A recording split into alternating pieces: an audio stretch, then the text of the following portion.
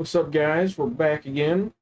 This is DemonCast 13, here with Wildlands Tech and Entertainment. This is part number 2.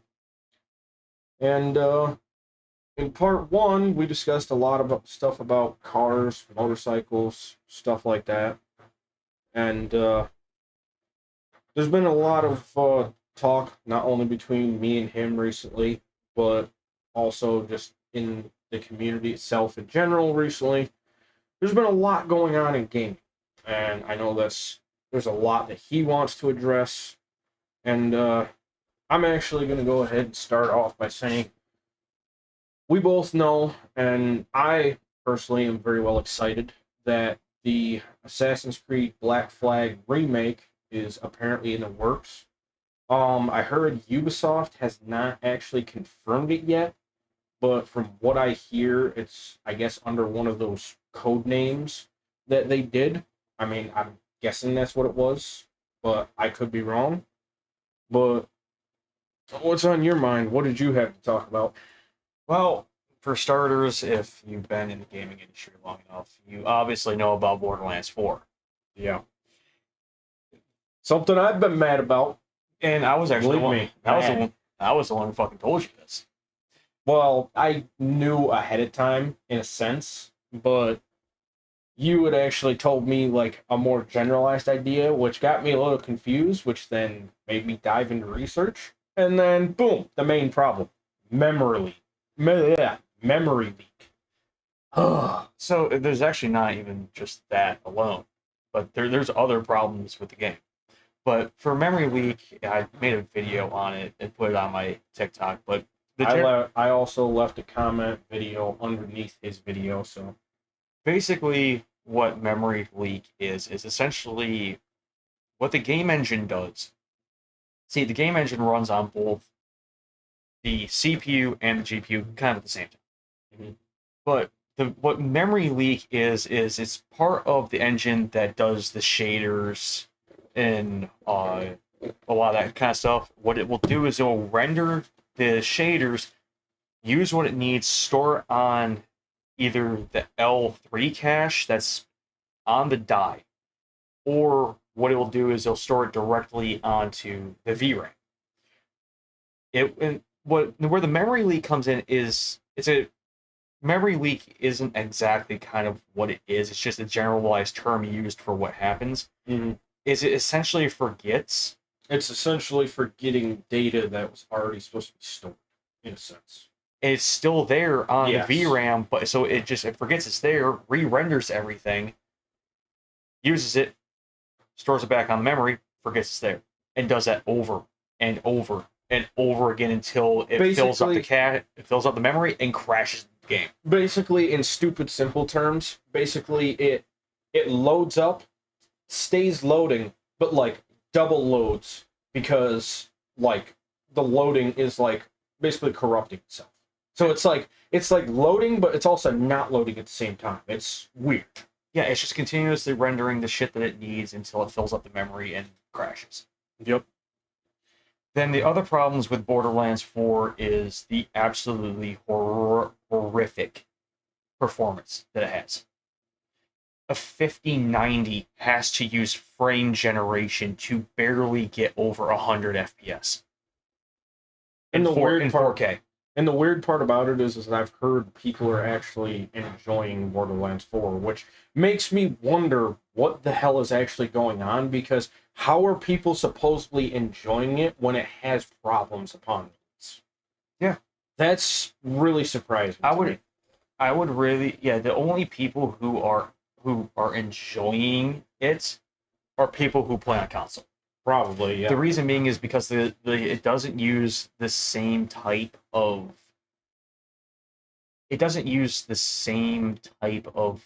like the engine is essentially the same, but there's two different variations between them. Mm-hmm. One that's designed to run on console, the other one is the PC. It's just like a toggle switch between like how it works in the game engine essentially. So you got the PC variant and the console variant. The console variant is basically just a tuned down version of the PC version. Yep. The only people who are technically enjoying it are the console people. anyone on PC or like even my computer would not be able to run that anywhere near what it should be. Well, it's probably not that it can't run it. It's probably just I would have because to it's use not running it properly. I'd have to use FSR and fluid motion frame to be able to get even over 100 FPS, and that's with turned down settings. Like literally, the CEO of I don't remember the exact name of it. 2K came out and said live that if you cannot get good FPS on high settings, your PC is trash. That literally cemented what type of fucking company that is for me. It's just a corporate aspect. That's all it is. It's not that any one gaming company is specific. It's just if companies are saying that, it's just corporate. That's all it is. And they're just trying to. It's more money than the people. And they're trying to push it off as the gamer's fault that they can't run the game good enough. Okay, the most powerful GPU in the fucking world that has ever been seen, the RTX 5090, cannot play this game without DLSS and frame generation. Which doesn't make any sense to me why any game at that rate needs either DLSS or frame gen, because at that rate, and this might even piss him off, and he's my best friend, and he knows a lot about tech. I personally look at it as, if you need that stuff, what the hell is the point of even buying a freaking graphics card in the first place? So here's my thoughts on that. Okay, I'm gonna go on a little bit of a tangent here, but you'll make sense why. Okay, for anyone into the tech industry, go back all the way to the 20 series. Okay, 20 series graphics cards, and at that point in time was Radeon 5000. Okay, those were brute horsepower cards. They did not rely on DLSS or FSR to be able to get frames, like high frame rates, because of just the type of architecture that they were built upon was brute horsepower. 30 series rolls around. This is 30 series and Radeon 6000. Those cards, most of them, basically all of them, were also brute horsepower cards. But that's where FSR and DLSS really started to come about. It wasn't necessary because the cards had enough power to do it, but if you wanted some extra FPS, if you're, just something wasn't running right, you could turn one of those on, and there you go, you got extra FPS. At the time, FSR wasn't as good as it is now when it comes to image quality, but nonetheless, it was still there. 40 series rolled around. Anything less than the 4080 was starting to get where it kind of you had to use DLSS slightly. Like, you could just pop it on and turn it on, like, ultra quality settings. And it would run great. For the most part. Radeon 7000 is still, at the time, doesn't need FSR to play titles. At all. Now, here's the thing. Once it reached the 50 series, not 9000 series Radeon, because 9000 series Radeon still, for some odd reason, hasn't gone that way, because obviously they have enough VRAM for anything. But when it comes down to that's where the VRAM is becoming the problem. Anything less than the 5080, you are pretty much forced to use DLSS to play titles, because of the fact that they do not come with enough VRAM to play modern titles at native resolution. The native resolution is what's becoming the problem with the VRAM, is because of how much it's storing on the memory. How much shaders, all that kind of shit. 8 gigabytes of VRAM is not enough anymore. That's the reason why DLSS is getting shoved down our throats, because it actually lightens the load on the VRAM, because it's not utilizing as much. Because it's rendering at a hardware level lower resolution than what your native screen resolution is, and then re-upscaling it to your native resolution of your screen. Mm-hmm. You're literally getting forced to use DLSS. Yeah. Or spend more money and get a higher end GPU. Yeah. That's why I like AMD, because all the way down to like their entry level cards, you can find them with 16 gigabytes of VRAM. Mm-hmm. But back to the whole thing here, it's yes, like you should not have to use DLSS to get the performance that the card should have without it. Yeah. They should have never gone away with the aspect of brute horsepower. Mm-hmm. Again, it like we said with 2K and other companies, and Nvidia is another one. It's just corporate greed. They're literally, if you look at the timeline of graphics card releases from Nvidia, literally it's graphics card gets bigger, but yet also at the same time It gets more expensive. it gets more expensive, but yet the power and performance is at not only a steady, like, basically it's like at a steady fucking stays the same, if not just a decline, not increase. Yeah, performance is either going down and price is going up, or performance is going up and price is going up with it. Mm-hmm. They're literally just taking the entire shelf and just moving it up. Yeah. Like, then it really started with 20 series. Is AMD doing the same thing slightly, but not as bad? I mean, their cards, the pricing for them has pretty much stayed the same.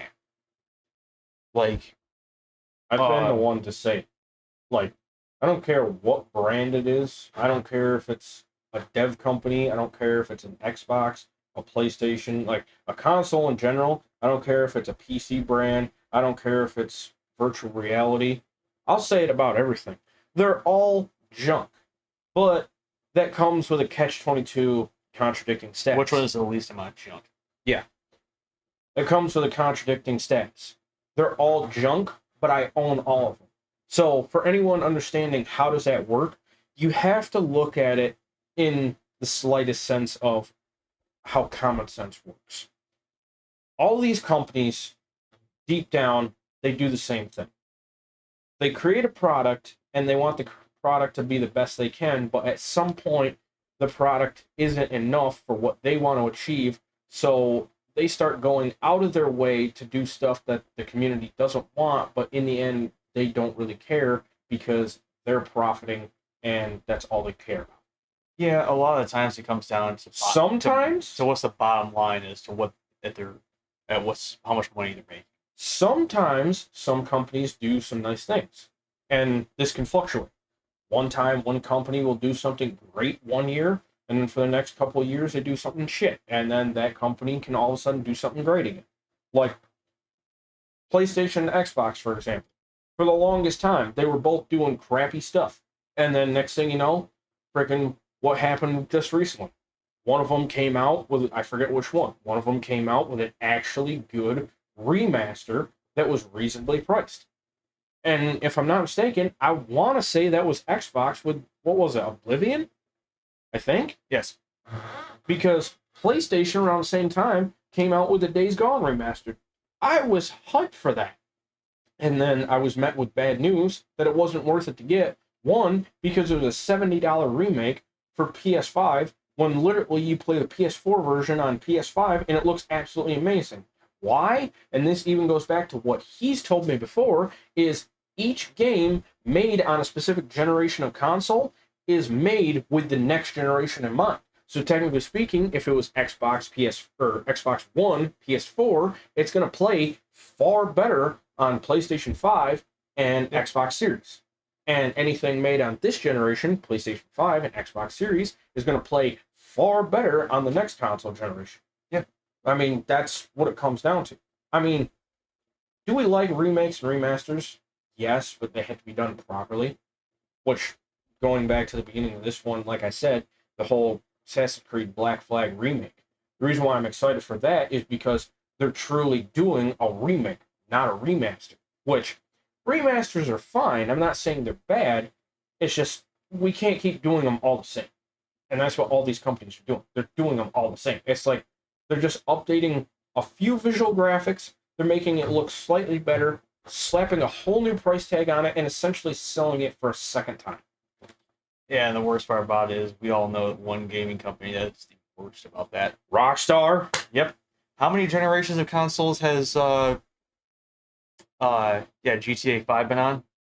3 generations? 3. Yeah. And every time they slapped a $70 price tag on it. Mm-hmm. My biggest thing is I'm pretty sure at this point I've literally I'm pretty sure even my dumbass has literally bought it 4 times. 360, Xbox One, freaking PC, and Series. Yeah. And this kind of leads. I don't know what the hell I was thinking, honestly. On top of buying shark cards for online. I've been known to do that myself a couple times. I'm probably in GTA 5 alone. I've probably spent like $600. See, now with a whole bit of Ubisoft coming out with the remake, the biggest problem I have with it is the fact that Ubisoft now is not the same as Ubisoft back then. It's not. The company is drastically different. So my biggest thing is if they ruin this, I think it honestly Assassin's Creed is going to go downhill because some people are already saying Assassin's Creed already went downhill. But that's neither here nor to me personally, like Mirage, it was not as good as it could have been. Shadows is extremely good. It's lacking a little bit in the aspect of engagement. The sad part is that I started playing Shadows and then I stopped. I can't necessarily explain why, and it's not because of like anything bad or just like anything terrible. I have to say, it just the way I feel about it doesn't feel as great as my top 3 choices for Assassin's Creed. Like, I probably have a list, and out of all the Assassin's Creed that exist, I probably only have a list of 5 that I actually like. And basically, out of that 5, I will probably only replay 3 of those 5 like ever again. My very first one being Black Flag. Valhalla, for me personally, comes in at a close second. Origins comes in at 3. Rogue comes in at 4. And 5 is a little bit more difficult because it's down there in the list. But I don't know. Honestly, it may just be those 4 for me personally. Yeah, see, Valhalla was something completely different to me. Like, there is nothing the only thing that could even remotely challenge Black Flag for number 1 is Valhalla. Mm-hmm.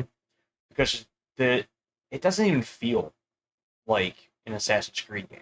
I was just about to get at that. Like, Black Flag, Valhalla, and Origins, for me personally, I personally believe they were just done so well that they don't even feel like an Assassin's Creed game. Now, for Origins, you would sit there and think, oh, well, how is that possible? Because right that's literally the origin story. Really? Nope. I did not like Origins at all. But you liked Odyssey, though, didn't you? Odyssey was actually really, really good. It's just one of those games that I wouldn't play it again. See, that's the funny thing, because that goes based off of one of those things. He likes Greeks and Romans and stuff like that. I more like Egyptians and stuff like that, which they coincided at the exact same time frame. Which, one of those things about fate makes you think. And I mean, I'm not going to go too deep into conspiracies, but like, think about that one while you're listening to the rest of this. That he likes one thing, I like the other, but yet we're coinciding on, the shit that are basically like side by side. Now, here's a funny thing. If you actually look at it, Mirage and Valhalla are one and the same. Yeah, and that's because the Mirage story is actually linked to Valhalla. That's the reason why I like it. Yeah, because it's It actually took place like follows 20 years prior to Valhalla. Yeah, because it follows a younger, was it Basm? Yeah. Is that who it is? Yep. Basm? Mm-hmm. Though, what I see as saying... real quick, funny thing. For anybody that's either played Origins or Valhalla, either or even both, did anybody notice that the little trader kid from Origins is also in Valhalla? Because it never clicked to me until almost all the way through my playthrough of Valhalla that they were both the same. And literally, in some certain dialogue sentences, you can literally hear him say something like, it's almost like we've, how did he put it? I think he said something like, it's almost like we've crossed paths in another life. Hence the aspect he's referencing Assassin's Creed Origins when you're playing as Bayek. When you go to him as doing stuff as the trading and the loot, that's what he's referencing.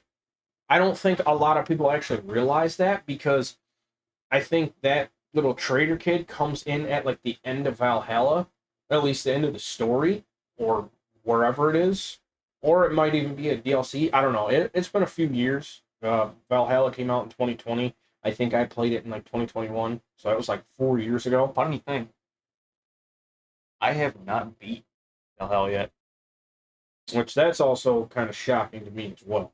Because I've just gotten so caught up in everything I've been doing, I just had never actually had time to actually go back and finish it. Which, soon I might do that. The funny thing is, I actually 100% the main game of Valhalla once, and then I went back and started playing it a second time, and I don't even think I've made it to England yet in my second playthrough. But yet, game like Black Flag, I played that game probably like 5 or 6 times, and I've 100%ed it at least 3 of those times. And yes, that includes going around collecting all the Uncharted chests, all the Uncharted bottles, and all the Animus fragments. Okay, now here's a question for you. Have you played any of the Dying Light series? I know you played 2. I played 2 starting out on PC, and I played a decent chunk of it, probably only like maybe 10%, and then I stopped. Yeah. I mean, it just, Now, the interest for me for that game just dropped so much. And here's the funny thing. I bought it again on console to be able to try to attempt to play it. I haven't found the interest. Okay. I really haven't. I don't know why. Dying Light the Beast. I've heard about it. I don't know what it is. I haven't looked at it because, again, same thing. Dying Light, just the interest declined. From what I have seen, this game is... I don't know what to make of it. Like, I don't think it... I'm not too entirely sure if it's actually, like... To be honest with you, I didn't even know it was a game. I thought it was a DLC or something. No. It's a full release game. Though I've looked up stuff about it, and I can't make heads or tails of it. I can't make a head or tails of whether it's going to be an actual, like, AAA title, or if it's not going to take off like Dying Light 2 did. Like, is it going to be as good as Dying Light 2? Because I want to play it, but I just can't justify the $70-some fucking price tag they have for it. That's the funny thing. $70 titles anymore ain't actually AAA games. Even though they claim to be AAA, they're not. Like, a small tangent, but we'll get back to the main thing here. The price tags are getting fucking nuts. Mm-hmm. Like, you're literally just buying a license to download the server code to access the title. Which brings me to the aspect of speaking on digital versus disc, which I will get to in a second, but continue. You should not, like, if you're not legally, see, this is where, like, I usually don't like the aspect of pirating games, but I can tell you about this right now. Mm-hmm. If buying is not owning, then pirating is not fucking stealing. Yeah, that's the way it should be. Because you're paying $70-some for a fucking video game. You should have full ownership of it. That is the reason why I like GOG games. Mm-hmm. GOG Games, a lot of people have not heard of this, but it is like one of the only storefronts nowadays that actually give you the full download. They give you the actual key to download all the information for the video game. Mm-hmm. Even modern titles. A full digital copy. Yes, the file size is fucking huge, but the thing is that you get the full install of it to keep on your drive. At any given time that you want, you can play it. Yeah. Even if the servers go down for that video game, you can still play it. See, now this brings it into a good, appropriate time for me to sit here and finally explain this. Now, I've probably touched up on this a little bit. I know I've definitely spoken with a few people personally. Now, in modern day games, and now I'm talking about between the Xbox One, PlayStation 4 era to what we have now. When it comes to disc versus digital, I'll be the first to say it. Yes, discs are great. I wish discs are still useful to this day. Now, here's the one big problem that a lot of people don't realize. Discs have become obsolete because we found their limitations. I think it's only like, what, like 50-some gigabytes? Ever 50, notice 60 gigabytes? Ever notice how the more modern we get with games that become on disc, ever notice how they have more disc copies? Meaning, like, they have, like, an install disc, a data disc, a full play disc, and then a multiplayer disc? Yeah, that goes to show you. Discs have found their limitation. I mean, granted, do we like discs? Do we prefer discs? Absolutely. But now, here's the contradicting catch-22 problem with this situation. Not only are discs obsolete because of that nature, but digital drives, SSDs, solid state drives, they have far better performance capabilities, but now here's the downside to them with the aspect of what we just talked about.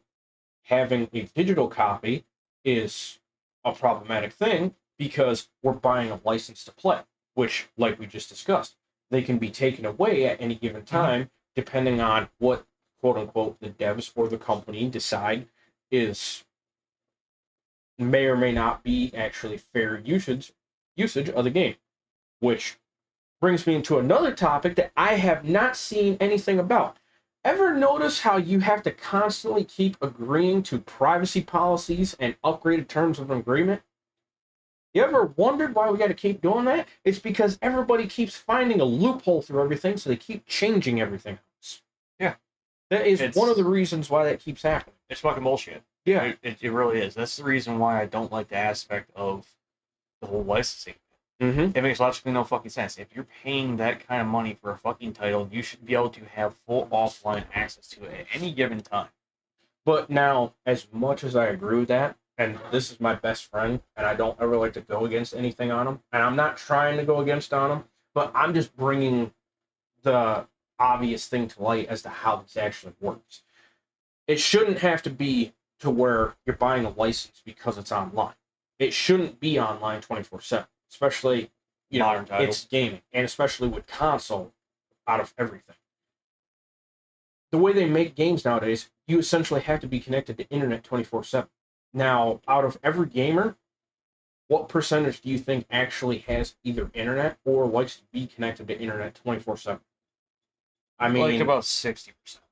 yeah, like just over half. So at that rate, you're also talking about the aspect, not only do you have, you know, the aspect you have to stay connected to internet 24/7, but look at the file size of these downloads. You need internet and high-speed internet at that to get these games downloaded. Then you got the updates on top of that. Then you got the servers that you have to stay constantly connected to.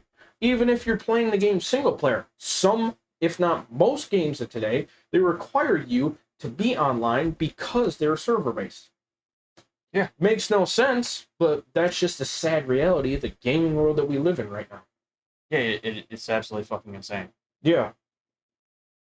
That brings me to a note of games that just, they were hyped up, but they were just never as good as they actually should have been in certain cases.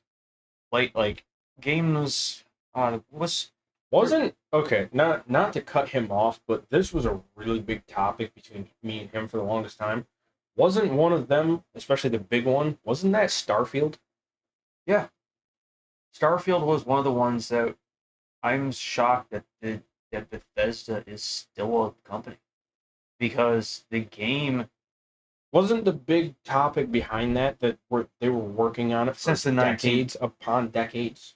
since 1998, the game was Like literally in 20 almost 30 some years now, almost 30 years. well, basically we're talking about 25 because it's already released. And when did it release? Last year, the year before? Yeah. 2023, So yeah, so like about give or take 25, 26 years, something like that. The game was nothing like what it should have been. Matter of fact, Star Citizen is more of what it should have been. It sounds like it got overhyped from what it sounded like they were working on. The biggest problem with the limitations of all the generations they put it through of development and testing. Yeah, the biggest problem with it was the game fast. It was so fucking fast, it was disgusting. But the depth of the actual like how deep the story ran, it was extremely shallow. Mm-hmm. There like you could do a bunch of shit, but it was very limited to what you can do at the same time.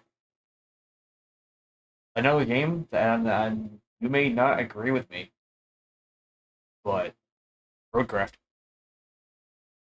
See, I'm not disagreeing because I definitely know he's right to an extent, which they didn't get a lot of stuff right upon release with that. I mean, and the grind on it was absolutely insane. That I just kind of gave up. Wait, hold on. Roadcraft or SnowRun? Roadcraft. Roadcraft? And the grind of the game was nothing like. See, for me, Roadcraft for me, or wait, are we talking about Expeditions? Or you firm on Roadcraft? I am dead nuts. Okay. Roadcraft. So, being that we've confirmed Roadcraft, see, I don't necessarily have a problem with Roadcraft. I just think about it in the aspect that there's bugs and glitches that still need to be worked out. Which, to me personally, is not shocking. I mean, Focus Home and Saber, great company. Oh, I absolutely love, like, if anything, for me personally, they're probably my number one brand of gaming devs that I actually like. Because they actually listen to their fucking community. They actually listen. What you want. They make great games. Matter of fact, they're coming out with a trucking simulator, a road trucking simulator. Have you heard about that? Yeah, they're coming out with a road trucking simulator. Are you sure we're talking about the same company? Yes, we're talking about the same company. Because that's something that's not in their wheelhouse. Oh, dude, trust me, they are coming out with it. But while he's looking that up, my biggest gripes about Roadcraft is the fact that the grind is so vastly different than what the game should be that it forces you to go hours and hours and hours into the game without actually really getting to the core elements of the game. I've probably put in the better part of 16 plus hours into the game, and I still have not reached the core elements of what the game was designed around at all. See, I found that within the first 2 to 3 hours of gameplay, I saw what I saw in the trailer, but for me, especially being a mud runner and snow runner veteran, and he can attest to this. Mm-hmm. He knows how much time I've personally truly put in. I'm probably this motherfucker probably has about 600 plus hours into just nothing but snow runner. I'm basically level 30 trucker veteran with basically, like, I don't even know what you would call it. Like, he knows I can get in situations and get out of them that most people would look at and just hit the recover button. I actually firsthand. have put in the time and effort to get out of situations so that way I don't have to reset and drive all the way back just for the skills at playing road or snow run. I've done it. Yeah. And I'm talking about I've learned shit from him. I'm talking about when you're in Yeah, when you're in regions that have like 3 or 4 maps and you're on a map that does not have a garage, so you can't instantly recover to, I put in the effort to recover myself. And I'm talking about, like, say, for example, if you're out scouting and you got a vehicle that has a winch that can run with the engine off, I've put it to the test and I've put in the work. As long as I got the winch points around, I'll keep wiggling that truck back and forth any way I can just to get it flipped back over. It may take 30, 45 minutes, and I've done it numerous times. Mm-hmm. But I will get it at some point. I will not be beaten. Like, does it look like the aspect is probably more worth it to recover and drive all the way back? Yeah, but you also got to consider, where you were at when you flipped over. How hard was it to get to that point?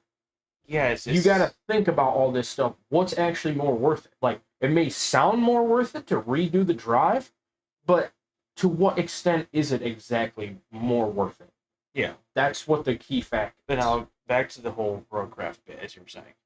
So, for me, what I found is I found all the mechanics that the trailer held within the first 2 to 3 hours of gameplay. But now, the problem I found, especially being on console, is for what the graphics should be for how the gameplay is designed. That's also it. To me, it almost makes it's a very bad thing. The graphics went in reverse, in my opinion. Like the graphics in Roadcraft when I was making not as good as they were in SnowRunner. When I was making the custom bridges you can make with the sand and all that, it would have you filled. Huh? I haven't even gotten to that point. I have never even seen that yet. I put in 16 plus hours in that game. I still have not seen that. You haven't even touched sand? Nope.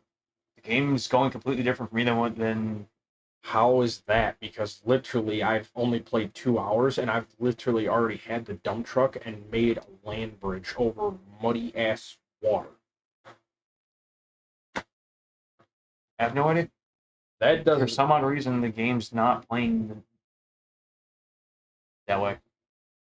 I have yet to see that. Doesn't make any sense. Literally, he says he's got 16 plus hours. I've only got like 2 or 3, and I've only. Unless it's just because I've screwed around a bit, but that trying to find new mechanics in the game. That may be it, because literally I've done the tutorial.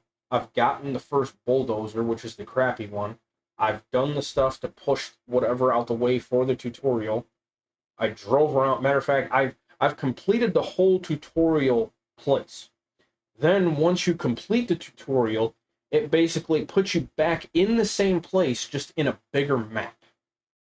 Have you acceded to that point yet? Because if you haven't, yes, that's probably why. I've gone through the tutorial completely. And yes, I am on to my first legit full-size map.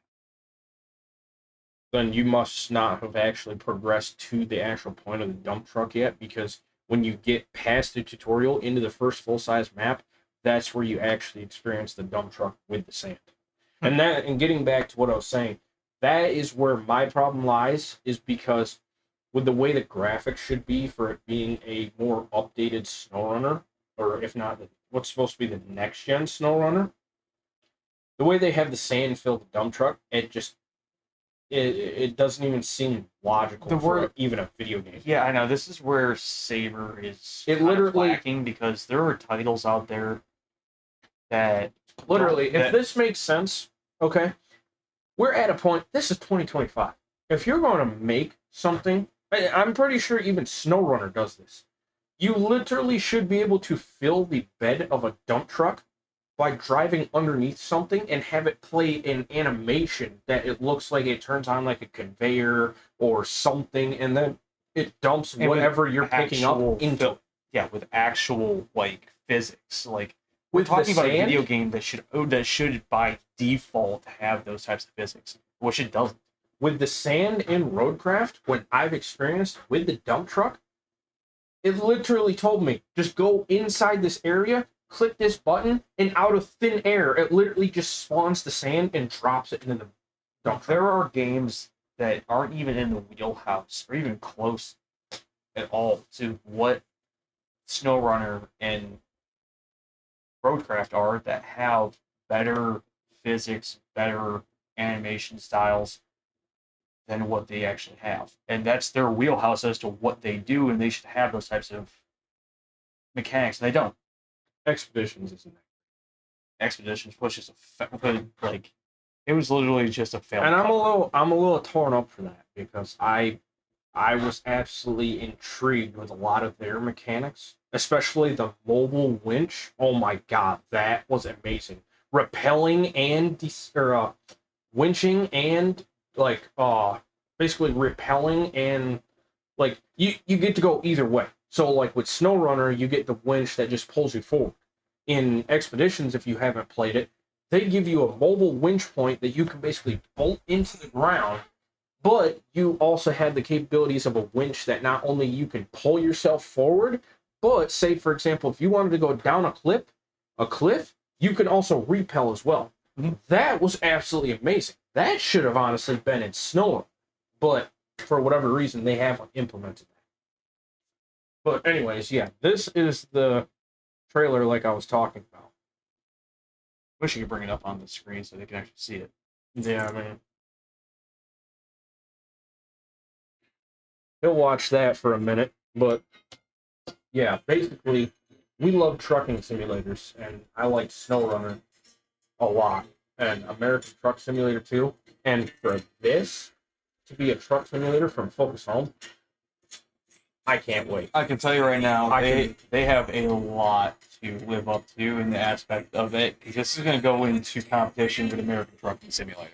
Yeah, I already love the way it looks. I mean, and obviously, if the graphics are this good and they actually have a level of detail, if they actually pull this off, you know, this will be the first generation of trucking simulator to actually beat out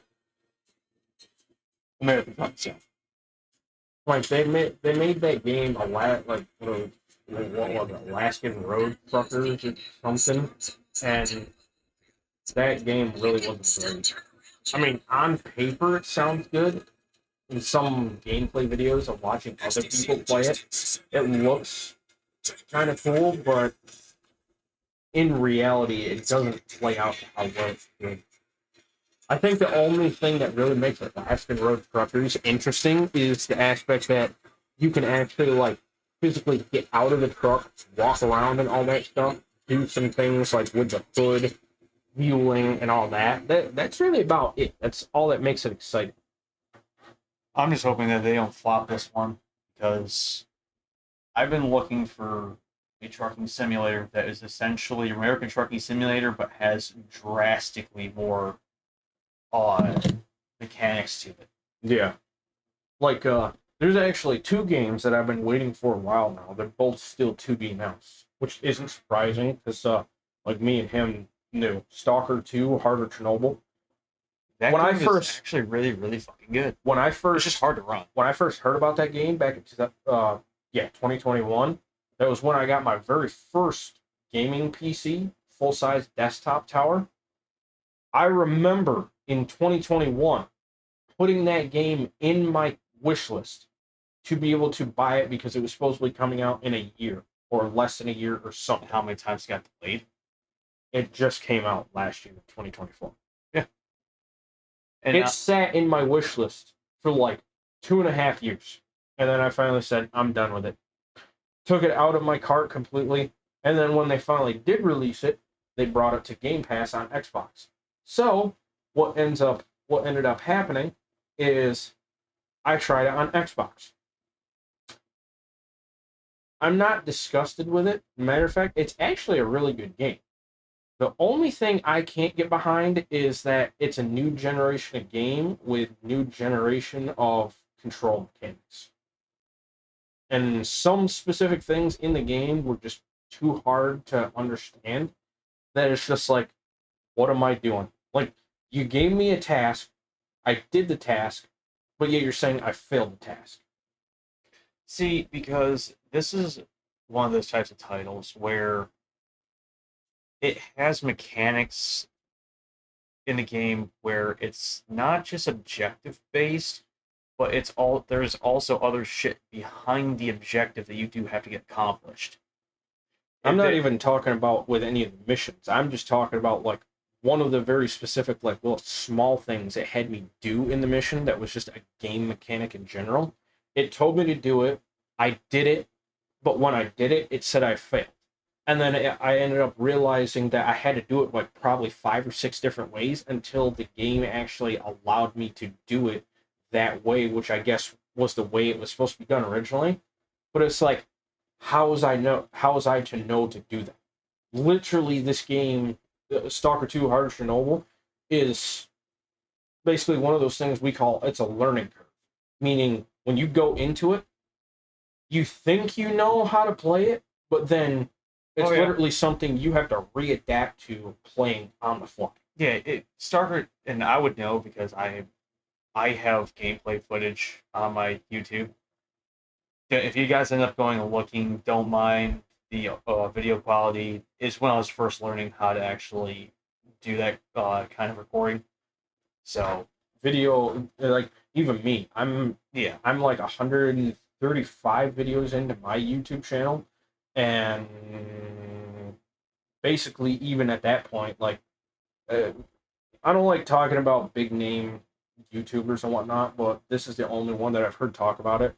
Mr. Beast one time quoted, I think he was doing a podcast. He quoted the aspect that he's like, make 100 videos. Out of all those 100 videos, change something every single video.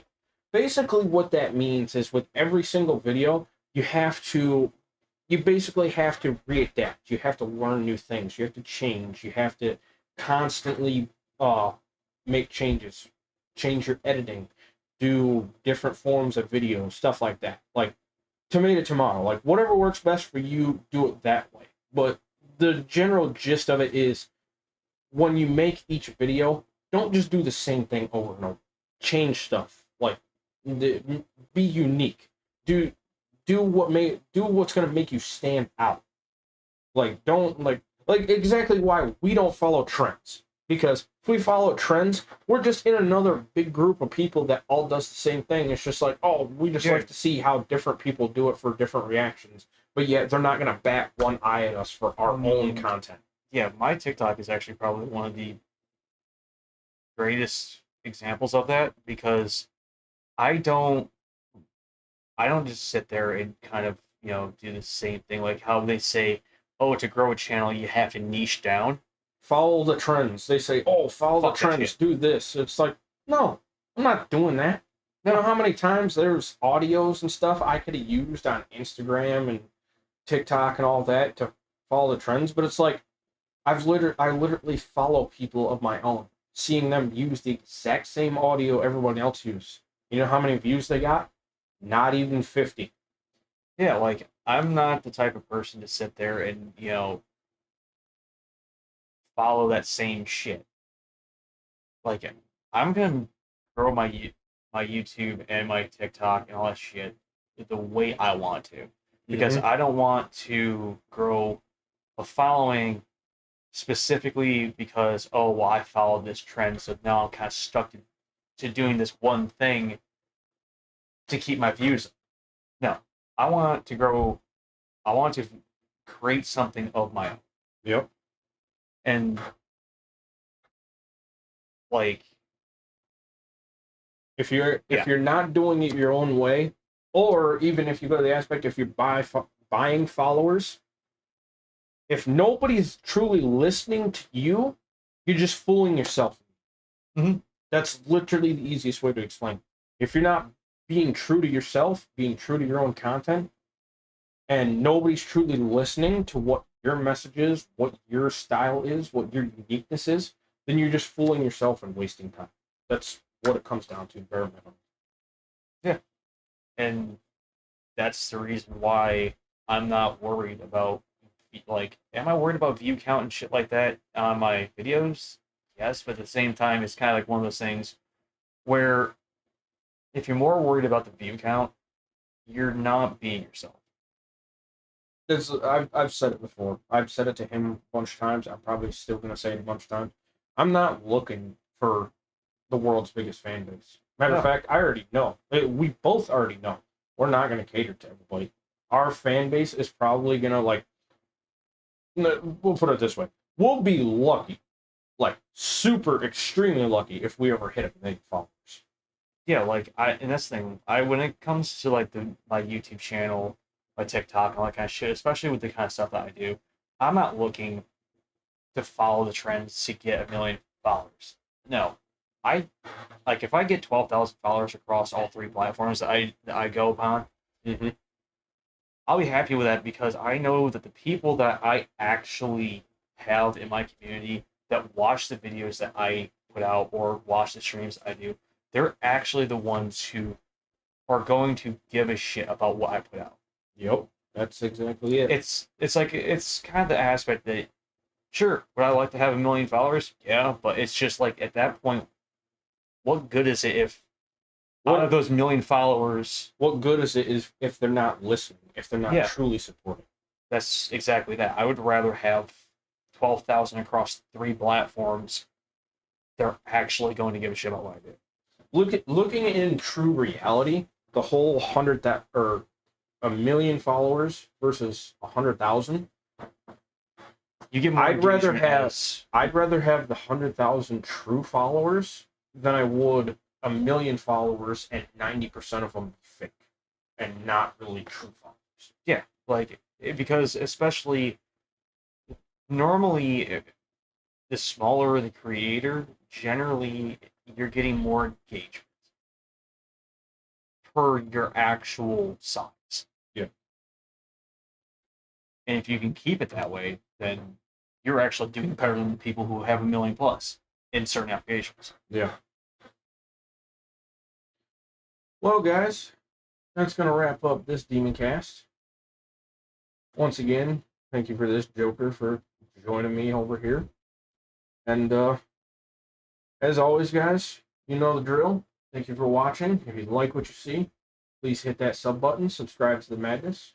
I greatly appreciate it. It helps out more than you know. And for anybody that wants to check out his content, I'll leave all the links to his stuff in the description, as well as my own. And as always, guys, thank you guys for tuning in. Thank you guys for watching. And see you guys in the next one.